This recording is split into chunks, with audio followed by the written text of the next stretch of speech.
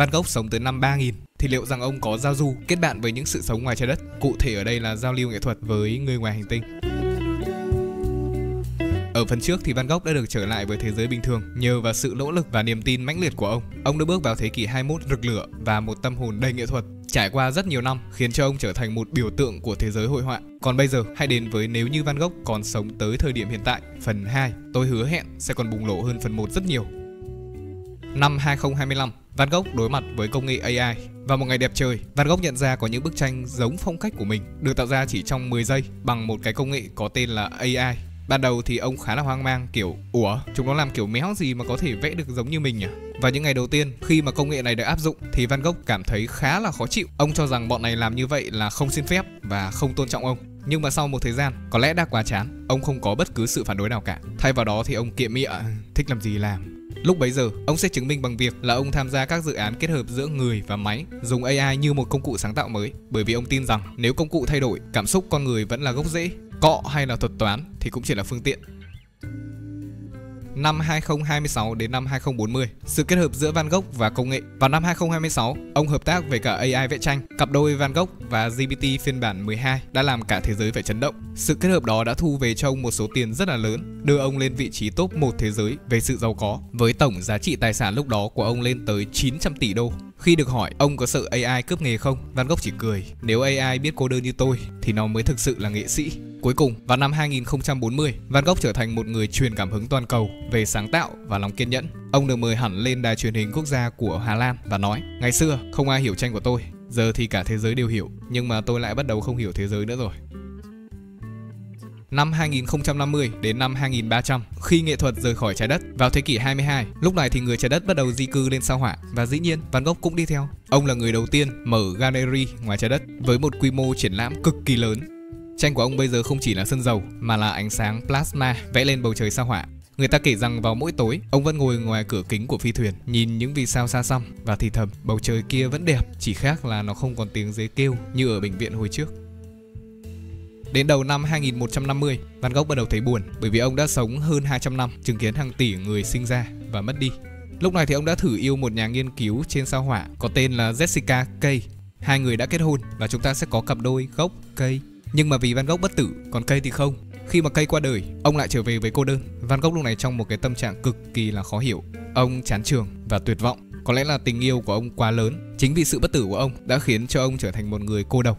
Sau đó, ông dành hàng thế kỷ để vẽ sự cô đơn trong không gian. Những bức tranh thì vô hình, chỉ nhìn thấy khi mà ánh sáng chiếu qua. Con người gọi đó là nghệ thuật lượng tử đầu tiên trong lịch sử. Năm 2300 đến năm 2700, đến thế kỷ 24, Van Gogh không còn là con người, mà ông là biểu tượng của ký ức nhân loại. Các nhà khoa học dùng công nghệ lưu trữ ý thức để sao chép trí óc của ông vào một ngân hàng dữ liệu vũ trụ. Và thế là ở khắp nơi trong giải ngân hà, bạn có thể bật Van Gogh Mode và trò chuyện với ông như một trợ lý nghệ thuật. Nó giống như kiểu ChatGPT bây giờ ấy. Và một ngày, những người hầu bên cạnh Van Gogh có hỏi: ngài có bao giờ muốn nghỉ ngơi không? Ông chỉ cười và trả lời: ta đã nghỉ ngơi suốt 100 năm rồi, giờ ta chỉ muốn vẽ cho tới khi vũ trụ này cũng tan biến mất. Có lẽ là nỗi buồn khi mà cô đơn đã khiến cho Van Gogh trở thành một người hoàn toàn khác, cô độc và tuyệt vọng. Những bức tranh cuối cùng của ông thì không còn vẽ bằng cọ mà là vẽ bằng ánh sáng, âm thanh và cả cảm xúc con người. Khi mà người ta nhìn vào, họ khóc không phải vì đẹp mà là vì thấy chính mình trong đó. Và đến cuối năm 2700, loài người bây giờ đã có một bước tiến nhảy vọt, đó chính là rời khỏi giải ngân hà. Nhưng trước khi đi, họ đã để lại một đài tưởng niệm. Đây là nơi mà Van Gogh đã từng vẽ bầu trời và cũng là nơi mà loài người lần đầu tiên biết đến nỗi cô đơn cũng có thể đẹp đến thế. Năm 3000 trở về sau, Van Gogh và cõi vĩnh hằng. Năm 3000 thực sự là không còn một thứ gì có sự sống nữa, chỉ có ý thức trôi nổi trong không gian dữ liệu. Nhưng giữa một loạt số liệu đấy vẫn có một ngôi sao sáng lên tên là Van Gogh. Bây giờ không chỉ là người mà ông tồn tại dưới một dạng năng lượng sáng tạo tự do. Người ta nói mỗi khi mà một nghệ sĩ nào đó trong vũ trụ cảm thấy bế tắc, bỗng sẽ có một tia sáng lướt qua. Đó là Van Gogh. Ông đang truyền lửa cho thế hệ mới. Mặc dù là không còn cơ thể, nhưng mà linh hồn của ông vẫn rực sáng như khát vọng mãnh liệt của ông vậy. Câu chuyện của ông trở thành huyền thoại. Loài người đang tồn tại ở trong một giải ngân hà khác. Học sinh ở thế kỷ 31 học với ông như vị thần đầu tiên của nghệ thuật loài người. Giữa vô tận của vũ trụ, đâu đó vẫn vang lên giọng của ông thì thầm: tao không bao giờ chết, ta vẫn đang tiếp tục vẽ, nhưng mà ở một nơi khác. Từ một họa sĩ điên bị chối bỏ, Van Gogh trở thành một biểu tượng vĩnh hằng của nghệ thuật và cảm xúc con người. Ông đã đi từ cánh đồng hoa hướng dương cho tới tận rìa vũ trụ, nhưng điều khiến ông bất tử không phải công nghệ mà là một trái tim không bao giờ ngừng cảm nhận vẻ đẹp của thế giới. Đừng rời mắt còn tiếp. Bạn có thể chưa biết, có những bức tranh đã từng bị giấu kín suốt hàng trăm năm, và có những họa sĩ cũng chỉ vẽ một nét mà vô tình bị bắt giam, bị bịt miệng hoặc bị xóa khỏi lịch sử. Đây không chỉ là câu chuyện nghệ thuật mà còn là câu chuyện của quyền lực và tự do. Và đây cũng là top 10 họa sĩ bị cấm kiểm duyệt vì tác phẩm quá sốc. Nghệ thuật vốn dĩ là nơi thể hiện sự tự do, nơi mà những cái tôi được bùng phát rất mạnh. Nhưng trong nhiều thời kỳ, những tác phẩm quá thật, quá khiêu khích hoặc là quá phản kháng lại vô tình trở thành một mối đe dọa với chính quyền, với tôn giáo hoặc trái với đạo đức xã hội. Và hôm nay chúng ta hãy cùng điểm qua những cái tên dám thách thức giới hạn và phải trả giá rất đắt vì điều đó nhé. Đầu tiên là Egon Schiele, kẻ vẽ sự trần trụi. Ông này là họa sĩ quốc tịch Áo, phong cách vẽ biểu hiện sự trần trụi, gợi và đau khổ. Lý do ông này bị cấm là có những bức tranh bị cho là khiêu.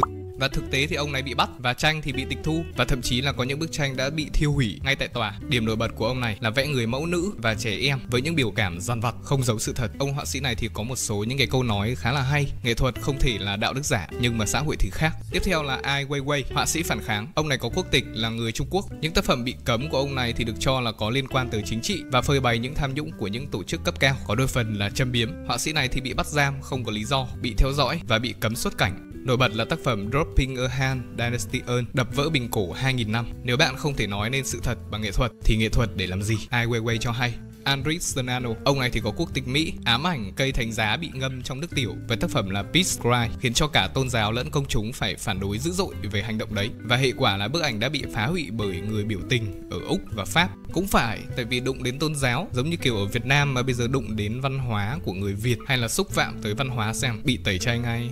Barthus vẽ các cô gái thiếu niên đầy ám ảnh, quốc tịch Pháp và Ba Lan. Những tác phẩm bị chỉ trích có liên quan tới chân dung các bé gái với dáng ngồi gợi cảm. Đã có những cáo buộc dù là không vi phạm pháp luật nhưng mà bị tố là hợp pháp hóa ấu bằng nghệ thuật. Lúc bây giờ thì đã có một số những bảo tàng từng xem xét và gỡ tranh của ông này bởi vì áp lực công chúng tác động quá mạnh. Banksy, họa sĩ đường phố bị cấm khắp nơi. Ông này thì sinh ra ở Anh với phong cách là street art, châm biếm xã hội chính trị. Lý do ông này bị cấm là do vẽ chui, không xin phép. Nhiều tác phẩm thì bị xóa và dán lại. Ông này thì có khá là nhiều những cái tác phẩm nổi bật như là Girl with Balloon, Napan, Kissing Cooper. Có một cái điều đặc biệt đó chính là không ai biết được khuôn mặt thật của họa sĩ này, nhưng điều này lại khiến cho ông này trở thành họa sĩ nổi tiếng nhất trên thế giới hiện nay. Khá là khó hiểu đấy. Có một triết lý của Banksy, đó chính là nếu tranh của bạn không bị ai xóa thì có lẽ là nó chưa đủ mạnh, chứng tỏ là càng mạnh thì sẽ càng bị xóa thôi.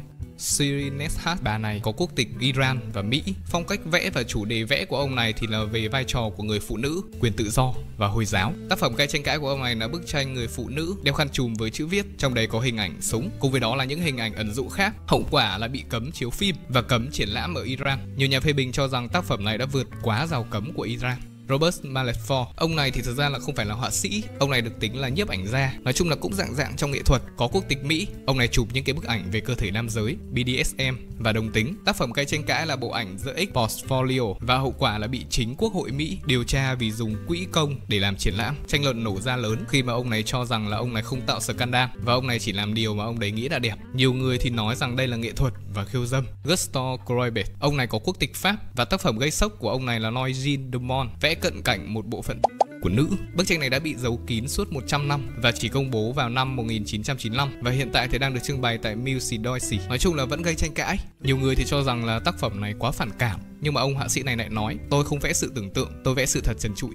Kazimir Malevich, quốc tịch Nga, tác phẩm Black Square, tranh đen tối giản và tiên phong cho phong trào trừu tượng, bị chính quyền Liên Xô gọi đây là nghệ thuật suy đồi bởi vì bức tranh này quá trừu tượng và hậu quả là ông này bị cấm dạy học và mất đi tự do sáng tạo. Ông này thì cho rằng là ông này không muốn mô tả thế giới, nhưng mà ông này lại muốn tạo ra một thế giới mới. Trông thì có vẻ khá là quen, cũng khá là giống một họa sĩ người Áo nào đấy. Và cuối cùng Pablo Picasso với tác phẩm Guernica. Pablo Picasso thì chắc là cũng chẳng cần phải nói nhiều rồi, khá là nhiều người biết. Ông này có quốc tịch là Tây Ban Nha với tác phẩm Guernica, tố cáo tội ác của phát xít Đức và Franco và hậu quả là bị chính quyền Franco cấm trưng bày suốt 40 năm. Có một sự thật là bức tranh này đang được giữ ở Mỹ đến khi mà Tây Ban Nha trở lại dân chủ. Picasso thì nổi tiếng với những cái bức tranh rất là khó hiểu và ông thì cho rằng là tranh không dùng để trang trí mà tranh là vũ khí để chống chiến tranh. Các bạn thấy đấy, nghệ thuật không chỉ là cái đẹp, nghệ thuật còn là sự phản kháng, là sự thật mà không ai dám nói, là gương mặt của thời đại. Và đôi khi cái giá của cái việc nói sự thật là bị kiểm duyệt, bị bắt bớ và cả sự im lặng kéo dài hàng thập kỷ.